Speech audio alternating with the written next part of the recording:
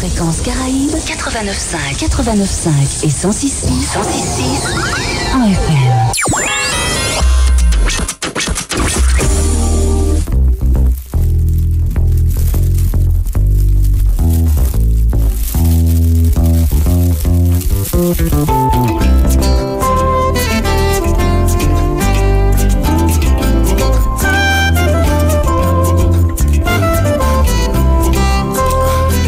Bonjour tout le monde, mesdames, messieurs, bonjour, bienvenue sur Fréquence Caraïbes, ravi de vous retrouver après donc le rendez-vous associatif où nous avons reçu les associations, donc CDN et donc le Judo Club.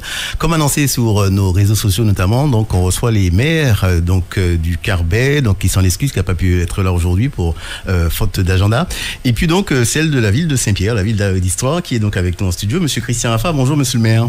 Bonjour Bill, bonjour à tous les auditeurs de RFC à l'écoute et toute la Martinique. Bienvenue dans le studio, oui absolument, en tout cas Côte Caraïbes et international, puisque nous sommes aussi sur le www.rfc.com.fr.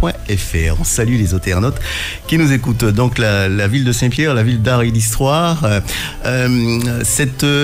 comment dire ça, ce mot, ce nom-là, cette appellation, elle est toujours donc d'actualité, ville d'art et d'histoire. Oui, Saint-Pierre est toujours ville d'art et d'histoire, bénéficie de ce label qui lui permet de faire un certain nombre de choses, de bénéficier d'une attention particulière de la part du ministère de la Culture, ce qui nous aide dans nos actions, que ce soit au niveau de la gestion des monuments et sites historiques que nous avons à charge, patrimoine de la Martinique, j'aime bien le dire, mais aussi dans nos événementiels qui sont à forte connotation historique, culturelle, patrimoniale. Nous sommes accompagnés par l'État et nous faisons partie aussi d'un réseau de villes d'art et d'histoire ou de villes qui misent sur l'histoire, le patrimoine, la culture, pour leur développement, et donc ça s'appelle Cité remarquable. Oui. Donc Saint-Pierre a la chance de pouvoir être membre de ce réseau, ce qui nous permet d'échanger sur des expériences. Donc ça n'est pas neutre et nous avons effectivement cette responsabilité de porter quelque part l'image de la Martinique à travers le monde. Oui, enfin, à travers le monde, on peut dire ça, parce que nous, j'étais avec mon responsable du service patrimoine et culture la semaine dernière, au Bénin. Nous avons été invités par la ville de Ouidah au Bénin pour participer à une grosse manifestation culturelle autour de la promotion du livre. C'était la foire au livre, et puis aussi à la fête du vaudou. Alors ça peut faire peur, mais le Bénin est en train de travailler actuellement à réhabiliter, sa culture qui est assise sur le vaudou, qui n'est pas la sorcellerie ou la caricature que les colons ont bien voulu en donner, mais c'est un fonds culturel. Depuis 30 ans, ils travaillent à réhabiliter cette culture. Et donc on a été invités, et ça m'a permis d'échanger avec le maire de Ouidah. Ouidah étant une porte très importante du départ des esclaves vers nos destinations, Martinique, Guadeloupe, les Antilles, mais aussi l'Amérique, le Brésil, et voilà. Donc Ouidah est une porte de départ et veut le faire savoir, veut fonder un développement autour de cette mémoire d'une histoire très douloureuse qu'elle partage avec Saint-Pierre, qui est la principale porte, sinon la porte d'arrivée des esclaves en provenance d'Afrique. Donc nous voulons établir des liens avec cette ville, Saint-Pierre et Ouidah, autour de cette histoire que nous partageons. Lors de votre séjour, monsieur le maire, qu'est-ce qui vous a marqué au Bénin ? Un pays contrasté, mais globalement, mon sentiment a été très très positif. C'est un pays en souffrance. L'Afrique est loin d'avoir atteint le niveau de développement pour satisfaire à tous les besoins de sa population. Il y a encore ce que nous appellerions misère, mais en réalité c'est leur quotidien, et ils se battent bec et ongle pour répondre aux besoins premiers. On voit des gens qui vendent partout, ils sont très dynamiques, ils sont très actifs, et puis aussi une jeunesse qui est nombreuse et qui est pleine d'énergie et qui en veut. J'ai vu des jeunes très pointus en matière de formation, donc ça laisse de l'espoir. Ils ont l'espace, ils ont les ressources naturelles, ils ont la jeunesse, ils ont l'intelligence, ils ont tout ce qu'il faut. Ils vont se former à l'étranger, aux États-Unis, en France, partout, pour ramener en Afrique leur matière grise. Et je pense qu'on peut se donner rendez-vous, si tout va bien politiquement, parce que là, c'est le rôle du politique qui va jouer. Hein. Si ce pays, en particulier le Bénin, conserve pendant suffisamment longtemps cette stabilité dont il bénéficie actuellement sur le plan politique, oui. Je pense que ce pays va décoller très très fortement dans les 10 années qui viennent. Et donc nous avons beaucoup de choses à apprendre d'eux, à échanger dans le domaine de l'artisanat, de la culture, voilà. Et donc on en reparlera dans les mois qui viennent. Donc on peut espérer un jour que les Béninois viennent à Saint-Pierre. Dès l'année prochaine, parce que nous avons invité le maire de Ouidah à un événement, parce que vous savez, nous sommes dans l'année de 2023, année particulière pour Saint-Pierre. Je ne vais pas revenir là-dessus, tout le monde le sait, et nous l'avons invité pour le mai de Saint-Pierre. Et nous avons invité aussi, nous cherchons à avoir aussi un historien qui va nous permettre d'avoir le regard africain sur cette histoire de l'esclavage, et c'est très important. Donc on va voir très prochainement des Béninois ici, chez nous, et j'espère des Martiniquais, des Pirotins au Bénin également, parce qu'ils sont en train de travailler, figurez-vous, sur une liaison possible directe des Antilles au Bénin. Je ne vais pas faire de pub en disant qu'ils travaillent avec Corsair là-dessus et que les négociations semblent bien avancées. Donc si nous avions une ligne directe qui ne passe pas par Paris et qui nous fait des dizaines d'heures de vol ou de transit, ça nous permettrait d'échanger plus facilement. Très bien. Venons-en donc, monsieur le maire, revenons en tout cas à la ville, à proprement parler, de la ville de Saint-Pierre. L'année 2023 a déjà bien commencé. Comment vous pouvez qualifier l'année 2022 au niveau de la ville de Saint-Pierre ? Est-ce que vous me permettez d'abord de saluer les auditeurs avant d'entrer dans le sujet, puisque nous sommes là aussi dans le contexte de janvier, c'est-à-dire les vœux. Je voudrais avant toute chose avoir une pensée toute particulière pour tous ceux qui ont pu souffrir, non pas de l'année dernière seulement, mais des 2 années qui viennent de s'écouler avec cette pandémie que nous avons subie. Des familles ont perdu des proches, des membres de leur famille, des gens ont été malades, certains ont gardé des séquelles. Donc tout cela, ça ne peut pas ne pas faire l'objet d'une attention particulière. Je voulais vraiment leur faire part de ma solidarité, de la solidarité de l'équipe municipale de la ville de Saint-Pierre. Il y en a eu à Saint-Pierre, hein, donc ces familles-là vont se reconnaître. Donc je voulais aussi saluer de façon plus générale les familles qui ont été dans la peine l'année dernière, qui ont perdu des membres. Je pense en particulier à l'équipe municipale. Des agents municipaux malheureusement nous ont quittés l'année dernière. Je pense à Madame Nodéo Rose-Hélène, je pense à Monsieur Émile Serge. Je salue particulièrement leur famille ici présents et tous leurs proches qui ont beaucoup souffert de ça, et des agents municipaux qui ont été un petit peu traumatisés de perdre des agents, alors que Dieu merci, pendant la pandémie, nous n'en avions pas perdu. Et ça n'a rien à voir avec la pandémie. Hein, mais bon, voilà. Et une pensée particulière aussi à ceux qui n'ont pas la santé, parce que nous sommes en début d'année très souvent, nous souhaitons bonne santé. Il y en a qui n'ont pas la santé, donc je voulais tout particulièrement avoir une pensée pour eux. Et là aussi, à des proches, ceux qui sont dans le personnel municipal, il y en a plusieurs qui actuellement sont malades plus ou moins, et 2 particulièrement qui viennent d'être hospitalisés dans les 10 jours dans la semaine qui vient de se passer. Donc une pensée tout particulière pour eux. Donc que 2023 soit pour tous ceux-là, pour tout le monde, une année meilleure et qui nous apporte santé, sérénité et bonheur familial, affection de nos proches, de façon à ce que nous puissions avancer ensemble. Et à nous politiques, et à mon équipe en particulier, je souhaite très bonne santé, parce que nous avons du travail. Il nous faut avoir la force pour aller chercher les moyens de répondre aux attentes de nos populations. C'est très important. Nous sommes aussi des acteurs de ce bonheur que nous souhaitons à la population. Donc il nous faut prendre notre part de responsabilité. Voilà ce que je voulais dire. Très bien. Ceci a été dit, évidemment.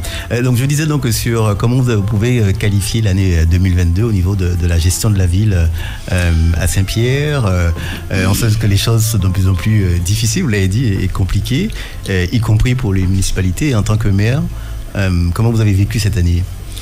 Une année difficile, mais c'est depuis que je suis en poste, depuis 2015, que les années sont difficiles.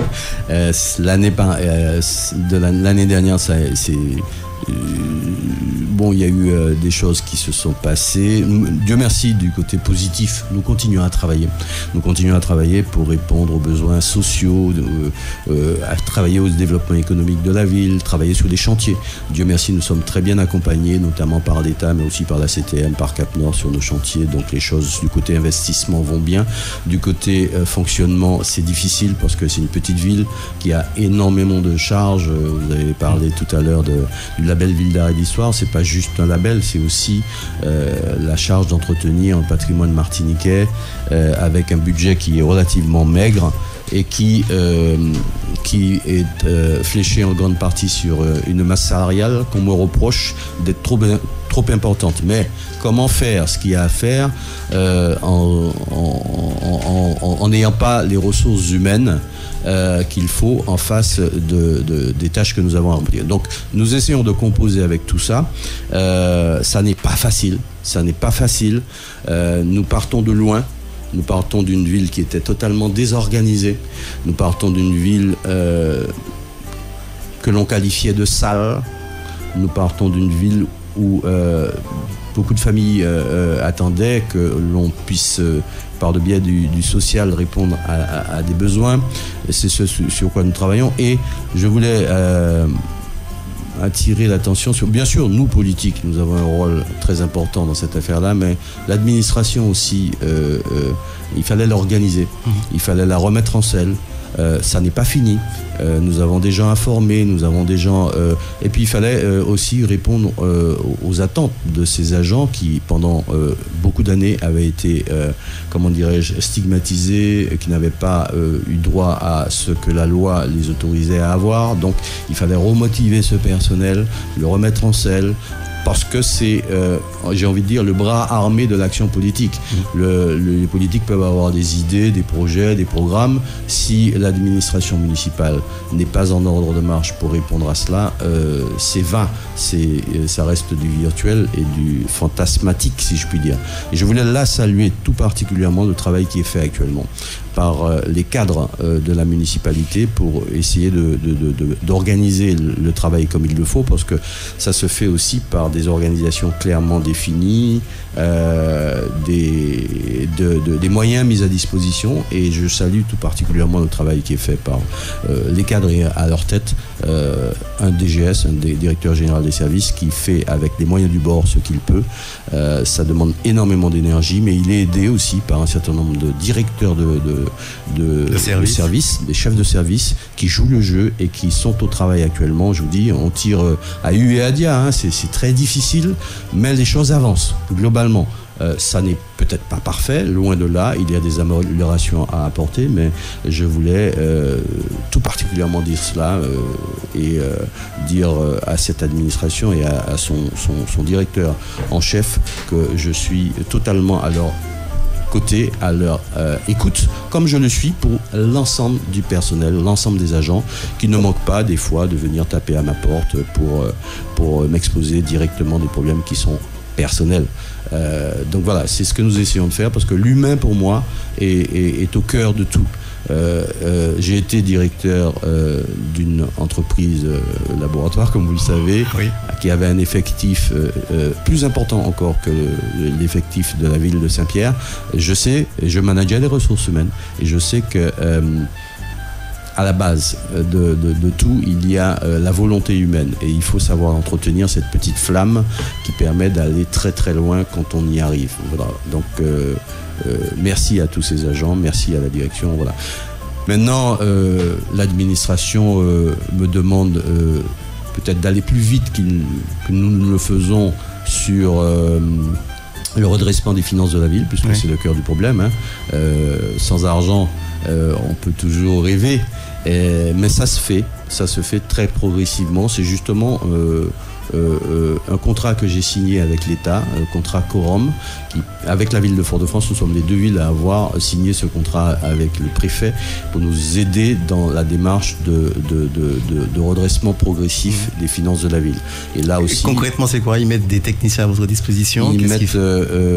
une petite enveloppe financière. D'accord. Qui n'est pas très bon, mais bon, c'est toujours bon à prendre. Oui. Et ils mettent aussi des techniciens. Et j'ai demandé un renforcement aussi des compétences autour de celles de mon administration.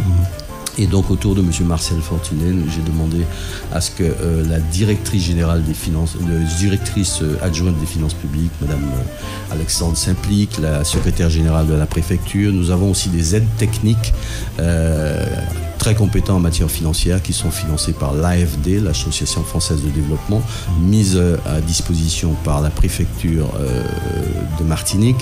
Et nous avons plus haut le regard de la DGEM, la Direction générale des Outre-mer. Et tout ce staff, avec tout ce staff, nous travaillons de façon quasi hebdomadaire à essayer de trouver des moyens pour faire en sorte que la ville retrouve des marges de manœuvre pour répondre à la fois à ses besoins de fonctionnement interne, mais pour répondre aussi au projet de la ville.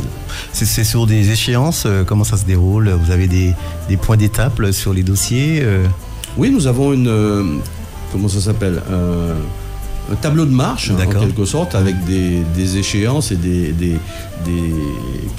objectifs à tenir, marqués dans le temps, mais de toute évidence, là, ça devrait... la date d'échéance de ce contrat, c'était fin 2023. De toute évidence, nous n'attendrons pas l'objectif à fin 2023. Nous avons demandé à prolonger, comme la ville de Fort-de-France aussi, qui est en situation encore plus difficile que nous, de prolonger ce contrat quorum de quelques années pour nous permettre d'y aller progressivement, parce que je ne peux pas y aller non plus à coup de hache, parce que il y a de l'humain, encore une fois. Quand on me dit la masse salariale est trop élevée et qu'il faut jouer sur les 89 contrats que j'ai pour essayer de trouver des marges de manœuvre, c'est pas aussi simple que ça.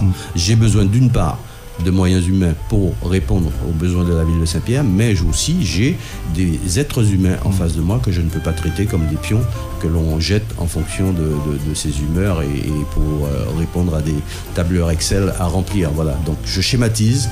Mes mots sont jugés quelquefois un peu trop francs, mais je suis comme ça, et je le dis très clairement. Mais je remercie quand même le nouveau préfet, la nouvelle sous-préfète, qui entendent ce discours, qui disent oui, il y a l'administration, oui, il y a la gestion, mais oui, il y a de la politique, et vous vous êtes engagé devant une population pour tenir un programme, pour tenir des objectifs, et il faut aussi en tenir compte. Très bien. Pour revenir au quorum, est-ce qu'il y a vous fonctionnez par des axes prioritaires, ou bien c'est sur plusieurs dossiers? Est-ce qu'il y a des axes prioritaires? Oui. L'axe prioritaire, c'est le redressement financier. C'est là-dessus. Mais comment faire? C'est ça le problème. Le seul moyen d'arriver à cet objectif, ça n'est pas de mettre des gens à la porte. Bien sûr, la masse salariale représente 65% du budget de fonctionnement de la ville. Rassurez-vous, la ville de Saint-Pierre, c'est pas la plus chargée en matière de masse salariale. Il y a des villes qui montent à 80%. 80% d'ailleurs des collectivités d'outre-mer ont cette difficulté-là, avec un problème structurel autour du social, parce qu'on nous a demandé quelquefois de servir d'amortisseur social, c'est ce que dit le maire de Trinité et bien d'autres. On nous dit de prendre des emplois aidés, etc., qui correspondent à des besoins. Et puis après, on nous dit, vous avez trop de monde dans des effectifs. Oui, mais ces gens-là, on ne va pas les jeter à la porte. Il était question de les former, que ça corresponde à des besoins de la ville. Et puis, voilà, donc il y a aussi des choses comme les 40% qui chargent la masse salariale. Donc, ça n'est pas le seul moyen. Le levier, c'est d'aller aussi chercher, pour nos chantiers, tous les moyens disponibles, des fonds qui ne sont pas à prendre sur les comptes de la ville, mais aussi optimiser la gestion même des services techniques. Il y a des choses qui sont à externaliser, il y a des choses à... Voilà. Donc il y a plein de leviers. Il y a du patrimoine de la ville qui est à l'abandon et qu'il faudra peut-être mettre à disposition de porteurs de projets qui en ont besoin, alors que ça nous coûte d'entretenir. Est-ce qu'on peut peut-être penser à un PPP, un partenariat public-privé, dans ce genre de type de ce que vous dites? Ah oui, ça c'est un autre angle, c'est un angle parmi d'autres. C'est l'exemple type, ça a été le musée de Saint-Pierre, que j'ai négocié. Donc j'ai passé un marché pour aboutir à un partenariat public-privé avec la Fondation Clément. Pour l'instant, c'est le seul que nous ayons, mais ça nous a permis de rénover par exemple le musée, qui est un musée de la Martinique, pour 1 500 000 € sans avoir à dépenser 1 euro. Et je le répète encore, ce musée, il est bien municipal et il pourra être réintégré d'ici d'ailleurs 2025. Dans la gestion, la municipalité pourrait en reprendre la gestion. Ce sera à voir parce qu'il est à un tel niveau actuellement que je ne sais pas si nous pourrons assumer ce niveau, parce qu'il y a eu des embauches qui ont été faites. Moi, nous avons mis 2 agents en détachement dans ce musée. Entre-temps, le musée a recruté pour le fonctionnement, mais aussi pour l'hygiène, etc. Donc ce musée est à un niveau international maintenant. Est-ce que la meilleure option ne serait pas de prolonger cette délégation de service public, en espérant que ce musée, qui est actuellement encore un peu déficitaire dans sa gestion, deviendra bénéficiaire, et il est prévu dans la convention que j'ai signée que les bénéfices potentiels soient reversés à la municipalité, et c'est déjà prévu. Donc nous n'attendons qu'une chose, c'est que ce musée devienne bénéficiaire. Il a été très gêné dans son développement par le Covid, mais là, ça y est, le tourisme repartant, le musée reçoit beaucoup de visiteurs. Très bien. Vous parlez tout à l'heure de certains bâtiments historiques, etc. Un inventaire a été fait au niveau de vos équipes. Je ne parlais pas nécessairement de bâtiments. Je parlais ça peut être du patrimoine foncier. Oui. Ça peut être du patrimoine foncier aussi à négocier avec l'État, parce qu'il y a beaucoup de parcelles dans les 5 pas géométriques qu'on pourrait négocier pour que l'État nous les rétrocède, pour les mettre à disposition moyennant paiement à des privés. C'est exactement ce qui s'est passé. Je vous donne un exemple qui est très personnel. C'est exactement ce qui s'est passé pour l'implantation du laboratoire de Saint-Pierre. D'accord. C'est une parcelle de l'État qui a été rétrocédée à la ville à l'époque sous Louis-Pierre Charles. Et le conseil municipal a décidé de vendre cette parcelle à la SCI, dont je suis l'un des actionnaires, et ça a permis l'implantation d'un laboratoire. C'est pas neutre. Donc il y a un certain nombre de choses comme ça qui peuvent nous permettre aussi d'avoir des leviers de redressement financier de l'avenir. Très bien.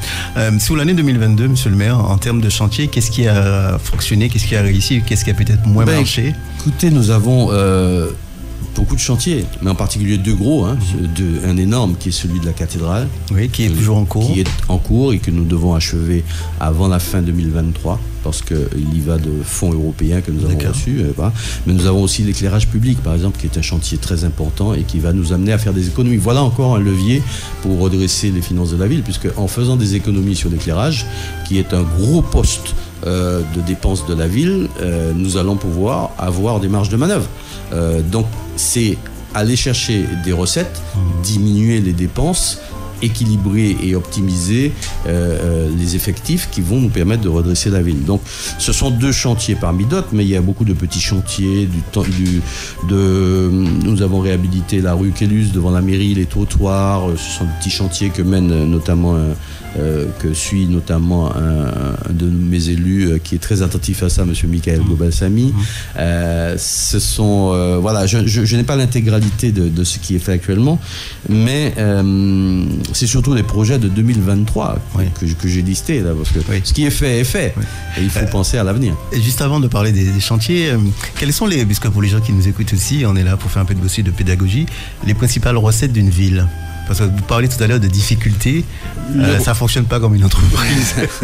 Ce serait trop beau. Les recettes d'une ville sont principalement l'octroi de mer, tout le monde le sait, c'était la plus grosse enveloppe, c'est l'octroi de mer, avec des dotations. Qui fait débat parfois. Qui fait débat, qu'on veut remettre en question.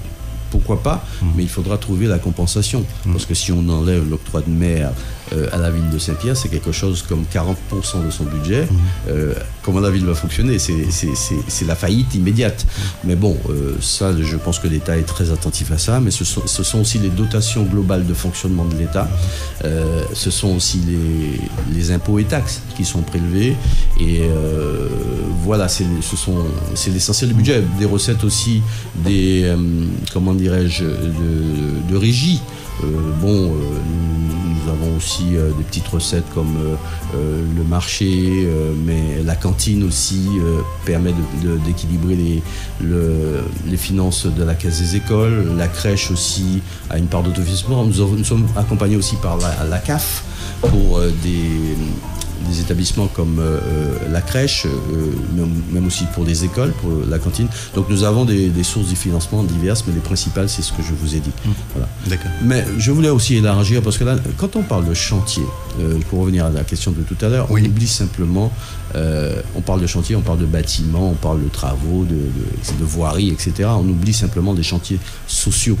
Donc nous avons aussi un gros travail qui est fait du côté social par la Centre communal d'action sociale qui tous les jours répondent aux besoins des habitants de la ville. Là, c'est Madame Rosemarie Génaud qui gère cet angle-là en tant qu'adjointe, mais il y a les écoles sur lesquelles nous déployons beaucoup d'efforts en termes de périscolaire, parce que ça aussi ce sont des attentes des mamans, des parents de façon générale. Nous sommes en REP+, donc nous sommes très très attentifs à tout ce qui est éducation. Il y a la crèche, il y a la ludothèque, tous les services de la ville produisent. Et tous les services de la ville, de façon générale, travaillent sur des chantiers qui sont quelquefois des chantiers sociaux, humains, au-delà du matériel, de ce qui se voit, et qui c'est pas l'essentiel, c'est pas en tout cas c'est pas tout le travail de la ville. Il y a beaucoup de choses. Et je parle aussi de la structuration interne de l'administration, qui est aussi un gros chantier qu'il nous faut mener à bien. Très bien. Année 2023, année donc, comment je pourrais qualifier ça, un peu spéciale, particulière pour la ville de Saint-Pierre.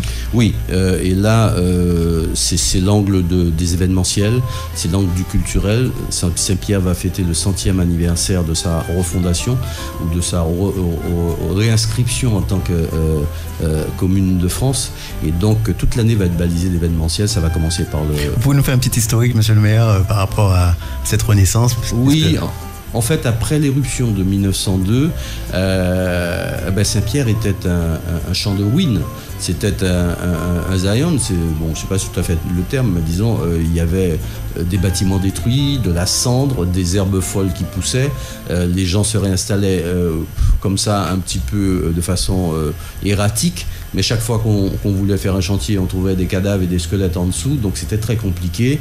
Je pense que l'État avait d'autres priorités à gérer. Nous approchions de la guerre 14-18, les tensions étaient fortes, donc du coup, Saint-Pierre a été radié de la liste des communes de France, et son territoire a été mis sous tutelle du Carbet.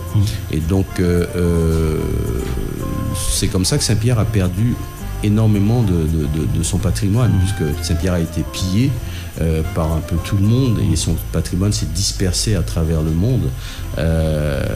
Et donc, je pense à ce maître-autel, par exemple, que nous allons remettre en place dans la cathédrale, le maître-autel d'origine qui est parti à Rome, avant de partir à Paris, avant de revenir en Martinique, mais il y a beaucoup de choses qui sont parties et qui ne sont pas revenues. Voilà, mais donc 2023 correspond à 100e anniversaire de l'année de 1923, où des Pierrotains se sont battus pour que Saint-Pierre retrouve son statut de commune. Et c'est ce qu'on appelle la refondation de Saint-Pierre, et c'est ce que nous allons commémorer. Ça s'est passé autour du 20 mars 1923, donc nous allons commémorer cette date de façon très forte, et nous voulons que cette année 2023 soit une année de projection dans le futur. C'est pas une commémoration supplémentaire. Jusqu'à maintenant, Saint-Pierre a regardé son histoire dans le rétroviseur, avec beaucoup de nostalgie, le petit Paris des Antilles, la Venise tropicale, etc. Mais nous ne voulons plus rester simplement dans la commémoration. Nous allons commémorer toutes ces dates qui sont celles de l'arrivée des premiers Indiens. Aussi, que nous portons, c'est le 6 mai 1853, que les premiers Indiens arrivent en Martinique. Nous avons le 8 mai, la date de la catastrophe. Nous avons le 22 mai, la date de la dernière révolte des esclaves. Tout ça, il se trouve que ce sont des dates qui sont portées par Saint-Pierre, mais surtout l'éruption, qui est très particulière dans ce mai, et qui a été traitée simplement, qui nous ancre dans l'histoire. Et c'est un maire, celui qui a fait de Saint-Pierre ville d'arrêt d'histoire, Louis-Pierre Charles, qui m'a dit: Christian, il faut regarder maintenant le futur. Et 2023 doit être l'année de projection dans le futur, ce que je partage complètement. Et je ne suis pas le seul. Donc, nous allons capitaliser sur le passé pour nous projeter dans le futur. C'est ce que font toutes les villes d'art et d'histoire. C'est ce que veut faire Ouida. C'est une forme de réparation. L'histoire a été très dure avec nous. Maintenant, il faut qu'on valorise ce legs de l'histoire, ce que l'histoire nous a légué en matière de culture, en matière de vestiges, en matière de patrimoine. Voilà. Nous devons mettre tout ça à profit d'un tourisme, qui est émergent. C'est la nouvelle demande des touristes de découvrir des pays sous l'angle du patrimoine, de l'histoire, de l'expérience humaine. C'est ce que nous allons faire pour que ce développement économique puisse profiter aux Pierrotins, pour que les jeunes et les moins jeunes puissent trouver du travail, que Saint-Pierre puisse trouver des moyens de s'enrichir et de répondre aussi à ses problèmes financiers. Donc c'est de ça dont il est question, et 2023 on veut donner un gros signal là-dessus, et en particulier par le mai de Saint-Pierre. Mais ça va commencer aussi par le carnaval, il faudra qu'on en parle. Oui, on en parlera. Mais revenons 2 minutes sur parce qu'on m'avait dit tout à l'heure, il y avait des chantiers là, donc pour cette année 2023. Quels sont-ils? Comment ça va se dérouler? C'est une de nos caractéristiques. Nous ne sommes pas non plus dans l'attentisme, le constat que Saint-Pierre n'a pas les moyens par elle-même. Nous allons nous battre et nous sommes très très bien accompagnés. Je voulais encore remercier les services de l'État, notamment, qui nous accompagnent à la recherche de financement, mais la CTM aussi. Donc, je vais vous lister tout simplement les chantiers qui sont actuellement déjà financés et qui attendent de démarrer, parce que aussi c'est une petite faiblesse que nous avons, c'est-à-dire que n'ayant pas les ressources en interne sur le plan expertise, nous n'avons pas de directeur des services techniques par exemple, c'est un agent qui est urbaniste et qui assure la fonction faisant fonction de chef de service des services techniques, que je salue au passage, qui fait au mieux, qui s'occupe des marchés publics et tout ça. Donc ça ne va pas aussi vite que ça devrait, non pas parce que nous n'avons pas de finances, mais parce que nous n'avons pas les moyens de suivre. Et j'ai demandé à l'État une attention particulière là-dessus, notamment au niveau du quorum, pour pouvoir renforcer les effectifs en interne sur le plan qualification pour nous permettre d'aller plus vite. Mais je vais citer la réhabilitation du boulevard Légré, voie de contournement effondrée depuis 30 ans. Nous avons le financement. Ce chantier a été attribué à des entreprises, ça va démarrer. Nous avons la réhabilitation des rues du quartier fort, Mont-Norel, de la Reine, d'Orléans et du rue des Risseaux. C'est un chantier qui est financé à 100% et dont l'attribution a déjà été effectuée. Ça va démarrer. Les réseaux d'assainissement des rues Bouillet et Gabriel Péry, nous avons le financement 100% et qui est actuellement, nous sommes en train de finaliser les études pour que ce soit lancé également. Le financement de l'accessibilité du quartier vieux lycée, nous l'avons. C'est un quartier où les personnes vieillissent et ont du mal parce que ce quartier il est très en pente. Nous avons, je les en informe, le financement. Il s'agit simplement de pouvoir faire démarrer ce chantier. La rénovation des bâtiments ludothèques et cyberbase, grâce à la CAF en particulier, qui nous subventionne à hauteur de plus de 70%, ces 2 bâtiments qui hébergent des activités particulières, on pourrait dire que ce ne sont pas des activités essentielles. J'ai dit à l'État, je ne vais pas fermer la ludothèque et la cyberbase pour faire des économies. Je ne suis pas obligé d'avoir une ludothèque et une cyberbase, ni non plus un service patrimoine dans une ville ordinaire. Il n'y a pas tout ça. Mais nous avons besoin de ça et donc il me faut des effectifs pour faire de ça. Donc nous avons le chantier, nous avons l'argent pour ça. La rénovation de la cantine de l'école mixte A, qui sert actuellement de salle polyvalente pour les mariages, pour toutes sortes de réunions. Nous avons le financement pour réhabiliter cette cantine. Les travaux vont démarrer cette année. L'école mixte B, il y a des salles qui sont fermées depuis 2007, depuis DIN. Nous allons réhabiliter ces salles qui sont fermées, les toits qui sont à réhabiliter, le bureau de la directrice et tout ça. Le bâtiment de case qui est sur le petit stade et qui sert qui va être affecté aux services techniques qui n'ont pas de lieu pour arriver le matin, se déshabiller. Vous voyez qu'on pense aussi aux agents, et c'est très important. Le bâtiment Roi Camille aussi, qui est un bâtiment municipal et qui devrait être affecté aux services techniques qui ont besoin d'espace pour stocker un certain nombre de matériel, etc. Nous avons le financement. Nous avons aussi le financement pour la mise aux normes de notre cimetière et y réaliser des columbariums. À défaut de l'agrandir, nous pouvons créer des enfeux. Des enfeux, et pour répondre aux attentes de la population. Nous avons une ville très particulière. Il y a beaucoup de personnes qui sont dispersées dans toute la Martinique et qui veulent revenir être enterrées à Saint-Pierre parce qu'ils ont leurs racines là. Et donc c'est une forte demande. Nous allons tenter d'y satisfaire dans un premier temps. Et puis je terminerai par des travaux sur les équipements sportifs. Le stade en particulier, il y a des travaux en cours, mais qui vont aussi, je ne peux pas tous les citer. C'est un travail qui est mené actuellement par mon adjoint, M. Hugues Alcindor, qui s'investit beaucoup dans ce domaine-là. Je voulais saluer aussi Patrick Bertrand, qui est l'adjoint en charge des travaux de façon générale et qui s'investit, mais tous mes élus qui s'investissent pour le tourisme, Séverine Pruffert, Mme Rila Martial pour les événementiels.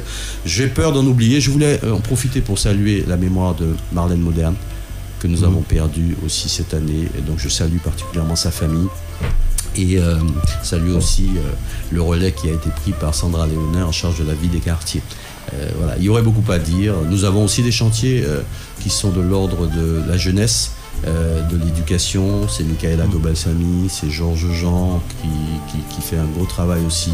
C'est monsieur Jocelyn Austin qui s'occupe de la sécurité civile, qui est aussi un gros chantier dans cette ville et qui est aussi à l'origine de la fête de la Sainte-Barbe que nous avons commémorée. Je vous laisse aussi en une minute saluer ces hommes du feu qui ont été très fortement critiqués ces derniers temps parce qu'il y a eu effectivement ce malheureux accident à Saint-Pierre qui est peut-être la responsabilité d'individus parce qu'il y a une enquête interne qui est lancée, mais pas la responsabilité de l'ensemble du corps des pompiers, dont je salue l'engagement, et je pense qu'ils ont besoin des moyens. J'en ai discuté avec monsieur Jean-Claude Ecanville, qui est maire du Carbet, certes, mais qui est aussi le président du SDIS. Nous avons échangé là-dessus pour aller chercher des moyens pour que cette responsabilité-là de sécurité publique soit mieux assumée. Voilà, je voulais dire ça aussi. Deux mots, monsieur le maire, sur les forces vives de la ville de Saint-Pierre. Je pense aux associations, aux commerçants. Oui, donc les commerçants qui font l'objet d'une attention particulière. La dernière fête patronale, nous avons mis à l'honneur nos restaurateurs en particulier, mais ce sont tous les commerçants, toute la vie économique que nous voulons aussi réactiver dans Saint-Pierre. C'est pour ça que nous travaillons avec Cap Nord. Actuellement, nous avons un pilote de ce travail-là, qui est M. Peter de Cap Nord, qui est en train de travailler avec les commerçants pour recréer une association des commerçants. Elle est quasiment aboutie pour redynamiser la vie économique et faire en sorte que nous ayons des interlocuteurs en face de nous pour pouvoir avancer ensemble. La ville n'est pas, disons, la seule à pouvoir porter un tel projet. Nous allons recevoir tout à l'heure, puisque vous en parlez, à 15h, les représentants de la vie associative et de la vie économique, les socio-professionnels en mairie pour les vœux. Les associations aussi font l'objet d'une attention particulière, en particulier les associations sportives, les associations culturelles, toutes celles qui nous organisent des chantées Noël, les festivals du pâté en pot et autres. Voilà, nous avons aussi un atelier de couture qui est très dynamique. Je ne vais pas pouvoir citer tout le monde. Nous avons le club de judo, nous avons le club de pétanque. Donc voilà, l'Asso de Saint-Pierre, je n'en parle même pas, vous savez. Bon, voilà, toutes nos associations, nous sommes à côté d'elles dans la mesure du possible, avec les moyens que nous avons. Mais pour moi, c'est pas la ville. La ville ne peut qu'accompagner la vie sociale, la vie associative. Il faut que les Pierrotins soient acteurs de tout ce qui se passe dans leur ville. Et donc c'est très très important pour moi. Très bien. Vous parlez tout à l'heure donc de 2023, l'année où on doit aller vers l'avenir. Est-ce que vous avez, je suppose que oui, des investisseurs qui viennent vous voir pour des projets, et quels sont ces types de projets? Est-ce qu'il y en a qui vont peut-être aboutir? C'est le cas. Nous voyons des artisans venir s'installer, mais pas uniquement. Nous avons des personnes dans tous les domaines. Au marché de Saint-Pierre, nous débordons de demandes de marchands qui veulent venir vendre à Saint-Pierre. Mais nous avons des restaurants qui s'annonce prochainement. Nous avons aussi même une librairie qui va bientôt ouvrir. Nous avons des commerces qui fonctionnent bien. Voilà, donc là aussi nous sentons que la dynamique est là. Il nous manque de l'hébergement pour fixer la population touristique, enfin la population des touristes sur Saint-Pierre, et nous permettre de mieux, engranger les bénéfices de cette activité. Mais voilà, de façon générale, la dynamique économique est en train de s'amorcer tout doucement, avec l'aide de Cap Nord aussi, qui met à disposition des aides en matière d'aménagement, mais aussi même des aides au loyer. Donc si des investisseurs potentiels sont à l'écoute, sachez que je suis aussi le 3e vice-président de Cap Nord en charge du développement économique. Je ne travaille pas que pour ma ville. Bon, il y a des gens de Cap Nord qui écoutent. Oui. Le maire de Saint-Pierre reste le maire de Saint-Pierre, même s'il est vice-président de Cap Nord. Donc non, nous travaillons sur tout le territoire de Cap Nord, parce que le Nord est une extraordinaire richesse potentielle pour la Martinique et qui n'a pas été encore suffisamment développée. L'authenticité, la nature, la culture, l'histoire, tout ça, c'est une nouvelle demande émergente en matière touristique, et nous sommes la chance de la Martinique dans ce domaine. En parlant de tourisme, j'avais participé à la présentation du Petit Futé. Est-ce que vous avez des retours, des retombées déjà sur ce document qui avait été édité pour la ville d'Arrêt d'Histoire? Oui, il s'est très très bien distribué. On nous en redemande, mais bon, pour l'instant, nous avons eu des exemplaires qui nous ont été mis à disposition gratuitement. Là aussi, je salue l'aide de l'État. C'est parce que nous sommes ville d'Arrêt d'Histoire que nous avons bénéficié d'un financement à 100% de ce Petit Futé spécial Saint-Pierre par la direction des affaires culturelles, donc le ministère de la Culture. Et donc ça n'est pas que cet outil qui est à disposition de ceux qui veulent découvrir ce qu'il y a à découvrir à Saint-Pierre. C'est aussi le Rotary Club de Saint-Pierre, dont je salue l'action Mon Descente Saint-Pierre, qui nous a mis à disposition une carte guide pour découvrir le patrimoine de la ville. C'est aussi une application qu'ils ont négocié avec, je ne sais plus quel organisme qui nous permet de communiquer sur des médias, et qu'à distance, les visiteurs potentiels puissent déjà être mis en appétit pour venir découvrir ce qu'il y a à découvrir. Alors je voulais lever aussi quelque chose qui, à mon avis, est une mauvaise vision des choses. C'est pas parce que nous faisons la promotion de Saint-Pierre en montrant un petit peu ce qu'il y a à montrer que nous allons empêcher les touristes de venir à Saint-Pierre. C'est exactement le contraire. Nous les incitons, nous les mettons en appétit, et ils ont envie de découvrir. Et ça se traduit par l'afflux des touristes dans Saint-Pierre qui sont actuellement d'ailleurs. Ah oui, qui sont partout, qui sont sur le marché, qui font vendre de l'artisanat, qui font vendre des petits des souvenirs, qui font vendre des confiseries, des liqueurs, etc. Et donc, non, c'est en faisant la promotion de notre destination que nous allons inviter les gens à y venir, parce que si nous ne faisons pas connaître Saint-Pierre à l'extérieur, je vois pourquoi spontanément les gens viendraient comme cela. Très bien, monsieur le maire. Il nous reste encore quelques minutes à passer ensemble. Donc on rappelle que c'est une année un peu spéciale, c'est vrai, pour la ville d'Arrêt d'Histoire, notamment pour quelques rendez-vous à partir du mois de mai, notamment. Vous disiez tout à l'heure que vous avez l'accompagnement donc des différentes forces, je pense à la CTM, à la préfecture, etc. Ça veut dire que vous avez des entretiens réguliers avec eux sur l'état d'avancement des travaux, des chantiers? Avec l'État, oui. Avec la CTM, un peu moins. Mais c'est perfectible, parce que je me félicite de l'installation de la première antenne, le premier service décentralisé de la CTM. Justement, nous avons contribué à ça, puisque la ville de Saint-Pierre a mis à disposition un local qui est juste en face de la mairie, où cette antenne délocalisée de la CTM est en train de s'installer. Ça y est, c'est déjà quasiment ouvert en début de cette année.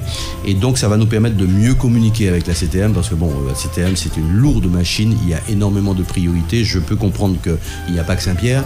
Et donc, voilà. Mais nous allons avoir quelqu'un qui est spécialement désigné, pas uniquement pour Saint-Pierre, j'insiste bien là-dessus, mais pour des villes du Nord Caraïbes, pour nous accompagner dans nos projets. Donc là, ça va s'améliorer en termes de communication. Avec Cap Nord, ça se passe relativement bien. C'est Cap Nord qui porte le projet Petite Ville de demain, où beaucoup de nos projets,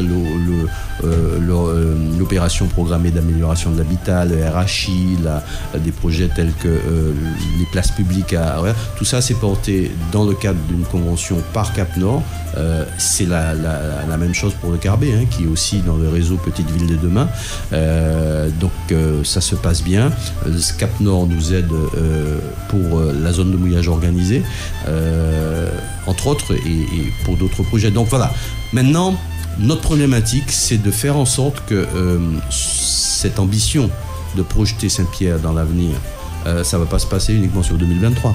C'est pour les 10 ans qui viennent que nous voulons qu'il y ait une forme de comité de pilotage regroupant l'État, Cap Nord, CTM, et peut-être des organismes privés, des fondations, peut-être des financeurs potentiels, l'AFD, etc., puissent être mis dans cette démarche, non pas, encore une fois, pour Saint-Pierre seulement, mais pour que Saint-Pierre puisse être le moteur d'un développement pour tout le Nord Caraïbe et peut-être pour la Martinique. Pour rayonner. À ce sujet, il y avait aussi une présentation qui avait été faite, je me souviens, au niveau de la Guinguette, sur des projets futuristes, futurs de Saint-Pierre. C'est de ça que je parle aussi, c'est-à-dire que c'était une esquisse, simplement, c'était des idées, une étude qui avait été faite, mais maintenant il faut passer au concret.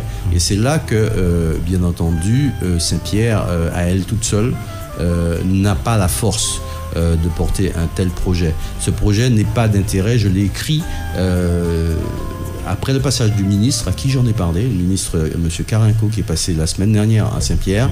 Le préfet est au courant. Il m'a demandé de remonter nos propositions pour organiser cela. Saint-Pierre ne peut pas porter un tel projet, je leur ai dit, c'est pas une ambition pierrotine seulement, c'est une ambition martiniquaise dont il est question, un défi territorial martiniquais. Je sais que le président de la CTM y est sensible parce qu'il a déjà un certain nombre de projets qu'il veut réactiver. Il m'a parlé de la croisière, bien sûr. On va recevoir à nouveau des bateaux de croisière dans la ville de Saint-Pierre à partir de novembre 2023, mais il m'a parlé aussi du téléphérique de la montagne Pelée. Il a un intérêt marqué pour ce territoire, cette partie du territoire. Donc oui, nous avons besoin d'être main dans la main pour faire aboutir, pour concrétiser cette ambition qui est encore une fois une ambition qui doit être martiniquaise, voire française. Parce que je lui ai dit, je les taquine là-haut en disant attendez, vous ne pouvez pas nous classer la montagne Pelée à l'UNESCO. Avec les pitons du Carbet, je suis d'accord, c'est les pitons du Nord, les sommets du Nord qui seront, je l'espère, classés au patrimoine naturel mondial de l'UNESCO, et puis nous laisser nous débrouiller avec ces villes-là, Carbet, Saint-Pierre, qui seront des portes d'entrée du bien montagne Pelée. Ouais. Donc c'est une affaire aussi qui concerne l'État.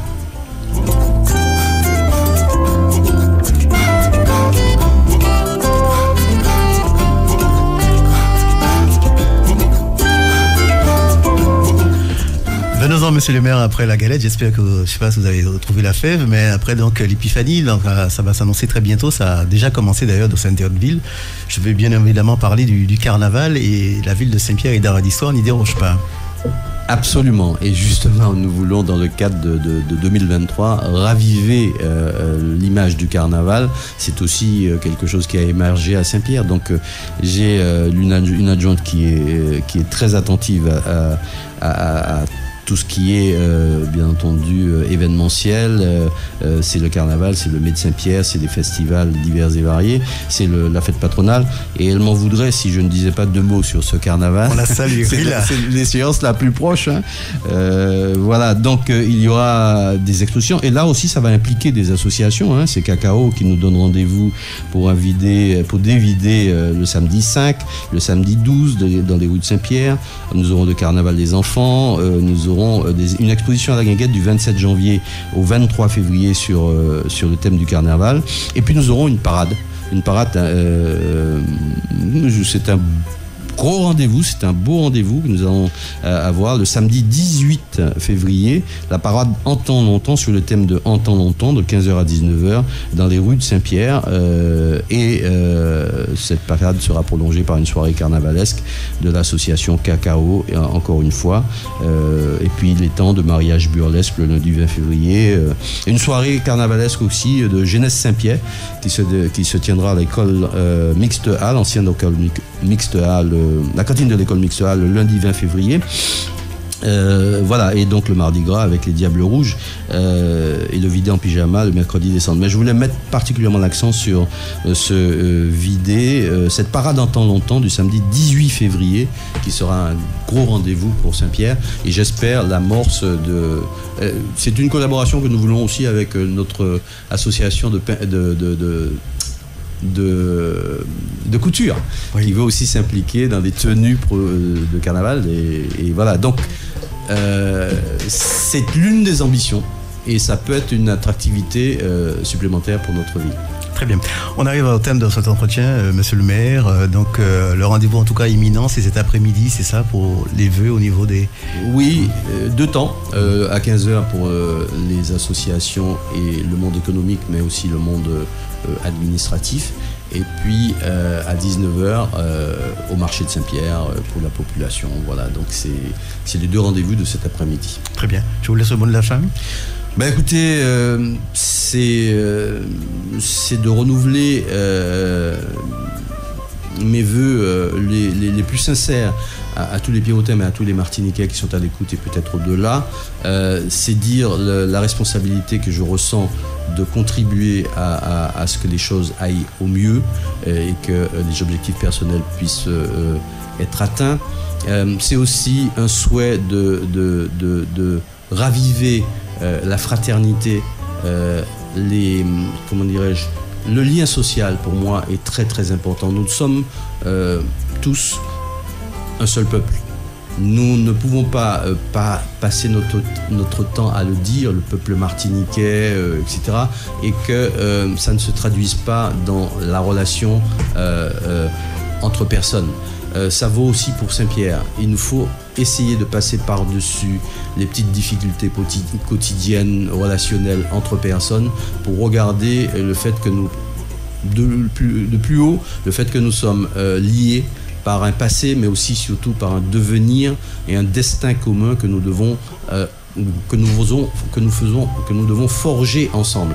Et nous ne pouvons pas le forger constamment dans la division. Nous pouvons être différents. Je pense à la politique en particulier, nous avons chacun notre option politique et tout, mais nous sommes Pierrotains, nous sommes Carbésiens, nous sommes Martiniquais avant tout. Et l'intérêt supérieur du territoire, du pays, de la ville doit, à un moment donné, passer par-dessus les petits cancans personnels, les petites divergences qui nous font voir à court terme, mais qui sont pénalisants à long terme pour tout le monde. C'est tout le monde qui perd en finale. Donc voilà, donc la fraternité humaine, la richesse première, elle est humaine. Et donc moi je pense que nous devons en permanence... L'individualisme nous tue. Nous sommes, c'est la différence que je fais par rapport à l'Afrique. L'Afrique est pauvre pour ceux que j'en ai vus, mais il y a une forme de solidarité, de fraternité que nous avons perdue malheureusement, parce qu'effectivement, un certain nombre de solutions matérielles sont apportées à notre vie quotidienne, donc ça nous autorise à être individualistes et à perdre de vue les relations que nous avions avant. C'est-à-dire que moi, ma mère était pauvre, je suis d'origine socialement... pauvre, je peux le dire. Mais là, nous avons joué un petit cochon pour Noël. Ma maman m'a donné quelques morceaux de boudin à apporter aux voisins. Elle n'avait rien, mais elle partageait. Nous étions en lien dans la rue, nous surveillions les enfants ensemble. Il y avait une forme de solidarité qui malheureusement n'existe plus. Est-ce que c'est parce que le bien-être matériel est satisfait pour grande partie, mais nous perdons énormément de ce côté-là. Donc je souhaite à la Martinique tout entière de démontrer qu'elle était véritablement un peuple, et le peuple c'est une affaire personnelle avant tout, et ça dépend de nous, de notre comportement individuel avant tout. Très bien, merci monsieur le maire, monsieur Christian Raffa, maire de la ville d'Art et d'Histoire de Saint-Pierre, d'être passé donc dans nos studios à l'occasion donc de ces vœux des années 2023 et des différentes banques de gestion de la ville de Saint-Pierre. Merci beaucoup et à bientôt.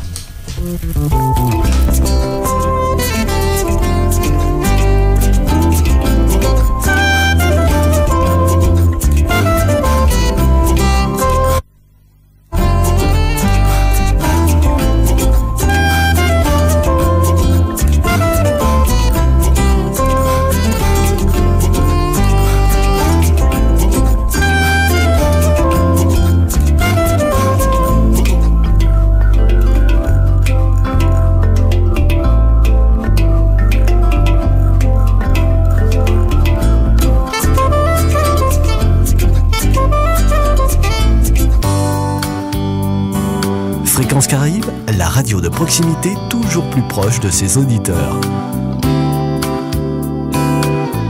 24h sur 24.